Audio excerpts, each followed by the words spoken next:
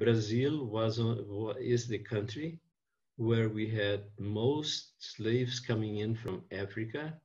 There were millions of slaves brought to Brazil during about 300 years, which is a long time. I've just finished reading a book on slavery, and the numbers are astonishing. So they say that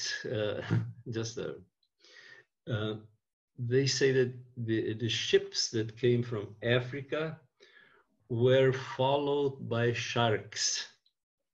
So they knew that so many people would die on the way to our coast here. Yeah, just to see how the things worked here. Then we had exploration here of natural resources, gold, silver. Yeah.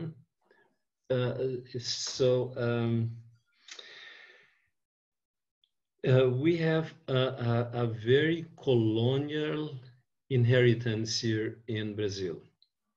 And that's where the concept of coloniality, which is also used very much by Taurig, is relevant for us. And we started exchanging information about the meaning of coloniality in Africa and in Brazil, for instance, in Latin America. Yeah, so it's really interesting to see how things are. The concept of coloniality has the advantage, I guess, of pointing out to structural issues of domination. Yeah, and basically now it brings in the dimension of class exploitation. Class becomes a major factor in all this story, which is now being told. Then you have race, you have class, you have gender, yeah, which come together in this idea of coloniality. And you also have this subjective side of domination. So it's not only or so much now maybe you having an external power that dominates you, but it's something that has been internalized in your culture, and which, well, we have to deal with right now.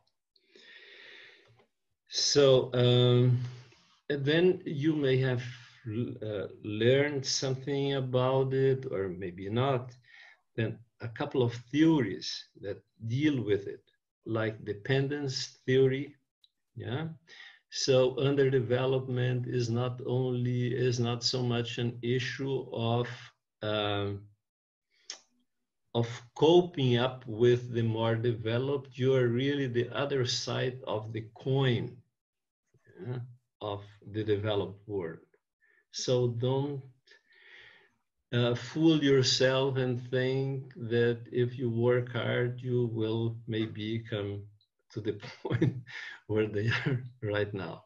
Yeah? People here work very hard, by the way. And so we have dependence theory. Then we had in the 60s, 70s, and the 80s, like theology of liberation, which was a very important movement here in Brazil and Latin America, which kind of brought the idea of salvation to the earth. Yeah? So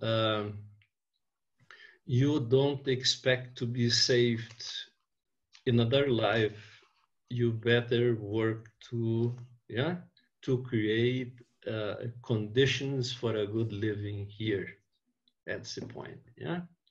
So that's the idea of theology of liberation. Then the popular education movement, translated maybe better as grassroots education movement. That's really an education from below, which started with popular social movements and, well, little bit by little became also, or had a place in schools and universities, but always marginal. So when we talk about action research, participatory action research, we talk basically from this kind of experiences. Yeah?